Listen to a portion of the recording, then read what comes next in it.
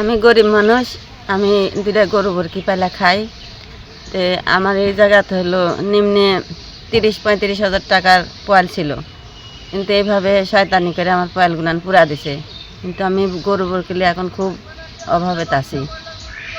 আমার কমপক্ষে এখানে ৩০ থেকে ৩৫ হাজার টাকার মানে খ্যাট ছিল, যেটা হলো গরুকে খাওয়ানো হতো। সেটা দুর্বৃত্তরা গতকাল রাত্রি ১:১টার সময় এটা আগুন দিয়ে পুরা দিয়েছে। আর যার কারণে আমরা খুবই গবাদি পশুর খাবারের সংকট ফিল করছি, যার এটা কখনোই পূরণ হবে না ১ বছরের মধ্যে। গত বছরে এরকম প্রায় ১৫ থেকে ১৮টার মতো পালা পুড়িয়ে দিয়েছে, যেটা কোনোভাবেই কেউ এটার কোনো সুরাহা করতে পারেনি বা আইনের আওতায় নিয়ে আসতে পারেনি। রাত ১২টার দিকে মামুনের এক পালা ছিল, পরে আগুন লাগা দিচ্ছে, কাহারা ধরতে পারিনি। পরে নেমে যারা ২টার দিকে আমরা তলস্তি করছি, এই সময় আমাদের পালাতে আগুন দিচ্ছে। পরে আমরা সব জনগণ লাগে সারি সারিকে খবর দিয়েছি। ৩০ হাজার টাকা পয়সা হইতো, গরু আছে, গরু খাওয়ানোর মতো আর পয়েল নাই।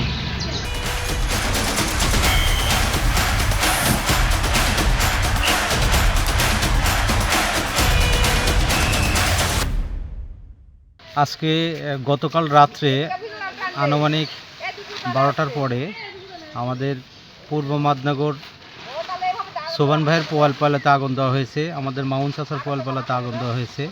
ইতিপূর্বে এই দুর্বৃত্তরা পূর্ব মাদনগরের ১৫-২০টি পোয়ালপালায় আগুন দিয়ে পুড়িয়ে দিয়েছে, কিন্তু প্রশাসন এদের ধরাছোঁয়ার বাইরে থাকে, এদেরকে ধরতে পারে না।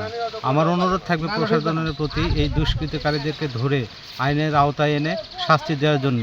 কারণ কৃষকরা বহুত কষ্ট করে এই তাদের গবাদি পশুর জন্য খাবারগুলো সংগ্রহ করে, এগুলো নষ্ট হয়ে গেলে আর ১ বছরের মধ্যে পূরণ করা সম্ভব হয় না। মানুষের খাবারের অভাব হলে তারা বাজার থেকে চাল ডাল কিনে এনে খেতে পারে, কিন্তু গবাদি পশুর খাবার যখন সংকটে পড়ে তখন এটা কিন্তু পূরণ করা সম্ভব হয় না। তাই প্রশাসনের প্রতি আকুল আবেদন থাকবে, আপনারা অতি সত্বর এই দুষ্কৃতিকারীদের ধরে আইনের আওতায় আনবেন এবং সঠিক বিচার করবেন।